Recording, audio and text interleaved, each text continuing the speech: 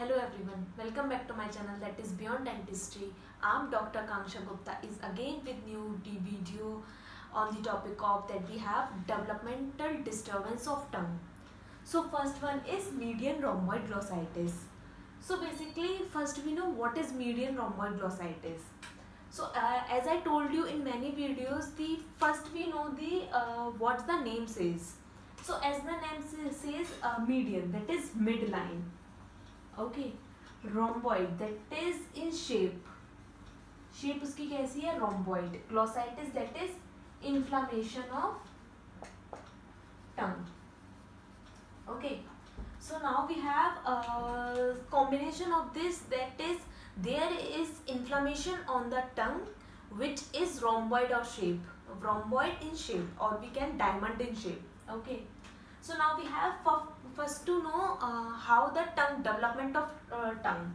So first what happens, there is lingual traversal. Two lingual traverses are comes and fuse in the midline of the tongue. Okay, so this is how our tongue is formed.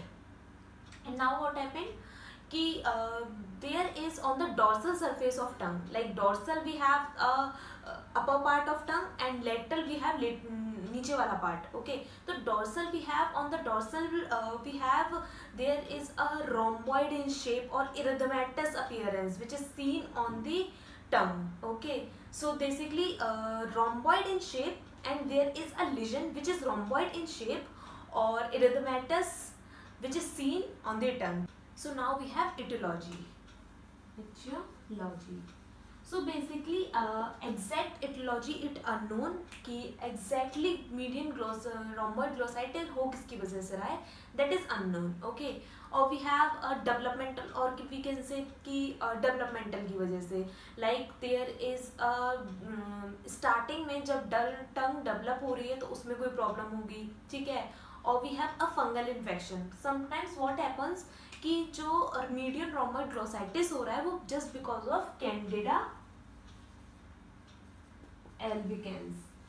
So उसमें क्या होता है, Candida albicans. Candida albicans में basically क्या होता है कि उसकी वजह से हमारा candidiasis हो रहा है.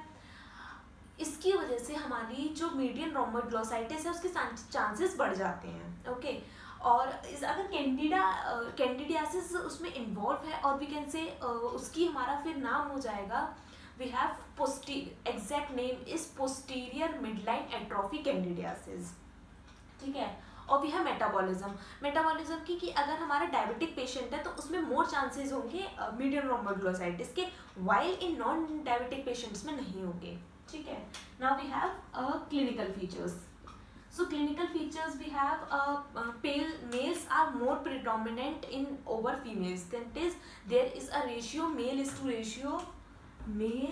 to female we have 3:1. Okay, age होगी commonly it occur in the childhood में ही अगर हो जाएगा, childhood में हमें पता चल जाता है, but it will appear at the age of mid age, or we can say it's that is 15 to 84 years. Okay, now we have age, sex and we have site. So basically कौन सी site involve होती है, ये जो होती है, like we have this is our tongue. Okay, circumvallate papillae basically ये mid line पर होती है. एक तो इसका जो अपीयरेंस होगा वो डॉर्सल सरफेस पे होगा, दैट इज और dorsal surface, or we have on the midline, or it is anterior to the circumvallate papillae. Okay, so क्या होता है कि basically it is asymptomatic but sometimes pain or burning may occur. और we have देखने में कैसा होता है, it is ovoid in shape. Okay, diamond की शेप होता है, that is reddish, और appearance उसका होता है reddish shape. Okay, reddish color. और it is erythematous and sometimes erythematous, और it's just immediate to the circumvallate papillae. So इसकी surface कैसी होती है, जो ये हमारा appearance हो रहा है, this is dusky red होगा. Okay, और इसमें फिलीफॉर्म पैपिले जो होंगे वो नहीं होंगे, यूजली स्मूथ होगा, और इसका जो टेक्सचर होता है वो हमारा स्मूथ होता है, ग्रेजुअली इंक्रीज करता है, और we have there is lobulated और indurated surface होगी which is seen on the median rhomboid glossitis, in the median rhomboid glossitis. अब there is an important factor which we have, kissing disease, kissing lesion. Okay, so first we have this. अब क्या हो रहा है kissing lesion. तो kissing lesion में क्या होता है कि लेट्स सपोज कि हमारा जो लेजन है वो हमारा डोर्सल सरफेस पे है, देयर इज इंड्यूरेटेड है, लॉब्यूलेटेड है, इरिटेशन है, एरिथेमेटस है. तो क्या होता है कि ये एरिया हमारा सॉफ्ट पैलेट पे कांस्टेंट इरिटेशन क्रिएट करता है. अब कांस्टेंट इरिटेशन होती है, उसकी वजह से देयर इज इन्फ्लेमेशन और erythematous which is appear on the soft palate. Okay, so soft palate पे जब वो आ जाता है that we have a kissing lesion, and kissing lesion is somewhat like this shape as this diagram says. Okay, so what happen कि जो हमारा patient में लेजन होता है, okay, that is we have a rhomboid shape lesion.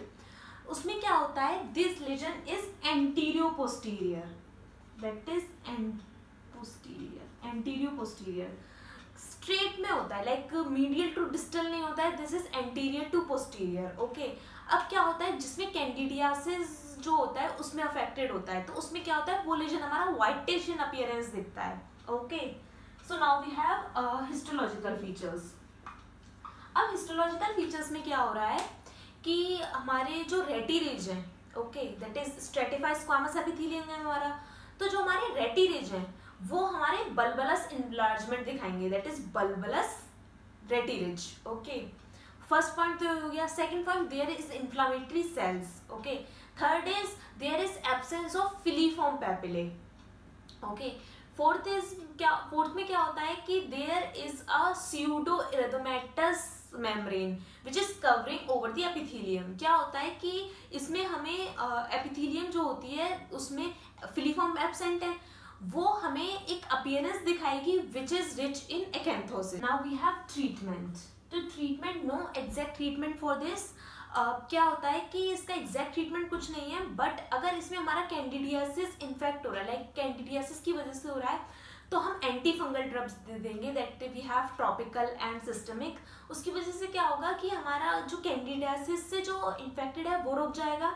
Okay, और हमारी further जो median rhomboid glossitis है वो फर्दर और नहीं बढ़ेगी.